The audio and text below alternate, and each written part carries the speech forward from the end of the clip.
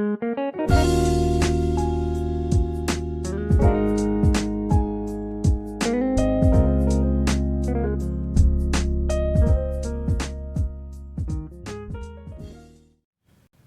everyone, back with the grammar class, and today's topic is error identification. Error identification, as the topic tells you, the title tells you, that we are going to talk about the various errors that we make while speaking or writing in English, and they are on the basis of articles, prepositions, tenses, concord. Concord is nothing but subject-verb agreement. Usage of inappropriate words and redundancy. So these are a few things that we need to be very mindful of when we use the language, okay?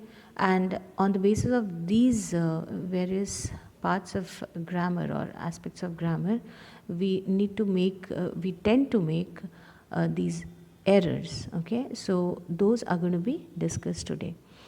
Now let's see the errors that we normally make when during the usage of articles. So the Nile is an longest river in the world. So the correct sentence is the Nile is the longest river in the world, the longest. As the rule says that with the superlative degree of adjectives, we use definite article the. So Nile is the longest river in the world. The Invisible Man is an interesting story. The Invisible Man is an interesting story. Interesting, it's a vowel sound. When we pronounce the word interesting, E is a vowel sound, and that is why before a vowel sound we use an article an. So an interesting story. Next is a man built a house and a house was on the bank of a river. So it should be a man built a house and the house was on the bank of a river. When we are repeating the noun which we have already spoken of, okay, so we need to use article, definite article the. A man built a house and the house, we know which house we are talking about, and that specific house, the house, was on the bank of a river. So these are just to list a few of those things. This would help you recapitulate articles as well. Okay, next is prepositions. Dhara was born at a village. Dhara was born in a village. When we talk about a particular place, I mean someone staying there, so we say in a village, okay? I advise you to take care about yourself. I advise you to take care of yourself, okay? It should be take care of yourself. Manish has been studying since 2 hours. Manish has been studying for 2 hours.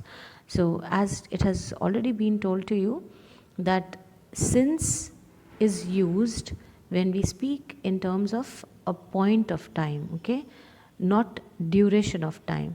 So not in terms of duration or a period. So 2 hours is a period or length of time, if we can say that. Yeah, so when we say 2 hours, then we are not speaking of a definite point of time. So we need to use for here as a preposition and not since. That is why the sentence should be Manish has been studying for 2 hours. Okay, tenses. The house is belonging to me. The house belongs to me. All right? The house belongs to me. Simple present has to be used. The girl sung melodiously. The girl sang melodiously. Second form of the verb to be used. The girl sang melodiously. We are speaking in terms of past, and sung is the past participle form. So we are not using any helping verb before it. So not sung has not to be used. It is sang that needs to be used. Nikhil is resembling his grandfather.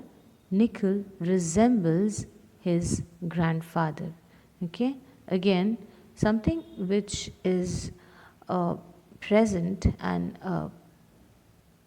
almost a truth, a sort of a thing, that Nikhil resembles his grandfather. So we use simple present there. Okay, that is going to be there forever. It is there. His resemblance with his grandfather is going to be there. So we are going to use, or we are supposed to use, simple present there. Nikhil resembles his grandfather. The next is concord. She pray every morning. She prays every morning. It should be praise because she is singular. We are speaking of one person here. So when we add an S to any verb, it is in its singular form. So she prays every morning. Neither Sneha nor Suhas are leaving. So as the rule goes, neither nor sentences, the verb always agrees with the second subject. So Suhas is the second subject here. So the sentence should be neither Sneha nor Suhas is leaving. Okay, Suhas is the second subject, singular, so we use is here. One of my teacher is also a singer. One of my teachers is also a singer. Whenever we speak of or we frame sentences with one of, then it tells that we are actually talking about a number of people, and out of whom, or a number of things, and out of which we are choosing one. So it has to be in plural. The number of things has to be in plural. So we cannot say one of my teacher is also a singer. We have to say one of my teachers is also a singer. Okay. Now, use of inappropriate words. Nitish's hairs looks untidy. Nitish's hair looks untidy. You never say hairs, it's hair. Okay. The tree is shedding its leaves. The tree is shedding its leaves. Okay, that's the plural form of the word, and that is how it should be spelled. Okay, the deers were spotted in the bush. The deer were spotted in the bush. Some words are the same, they remain the same in both singular form and plural form. For example, deer as this one, and sheep as well. So we do not say sheeps, we do not say deers, so it should be deer here. Okay. Now, redundancy. All of you know what redundancy is. When two words meaning the same are put together. So that's a redundant way of using it, because one is not needed. So the two business houses were merged together. The correct way of writing it is the two business houses were merged. Together is the redundant term here. So it should be merged. Their close proximity was questioned. Their proximity was questioned. So proximity is to be used here. Close is not to be used, shouldn't be used.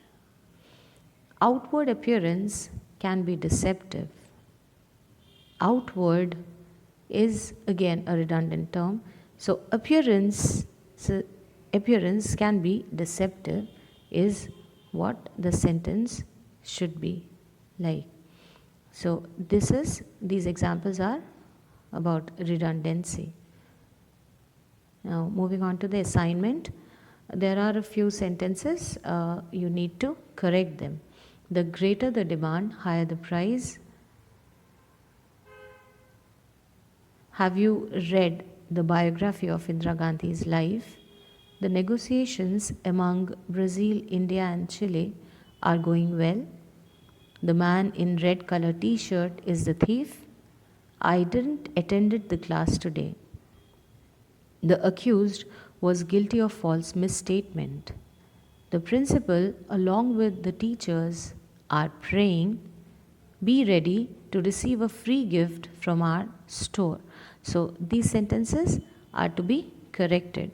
And I want you people to just take a note of all these things which have been discussed right now, because they seem to be again the same thing. They seem to be quite simple, but then they are a very important part of grammar of the language, right? So you need to keep that in mind when you use, or when we use the language, when we write or speak in English. So that is something that we need to be very mindful of. So these are the errors, and you have to understand the errors and not commit them. So correct these sentences, send the assignments to us, you know how to go about it. So that's about this topic today. Thank you and have a good day.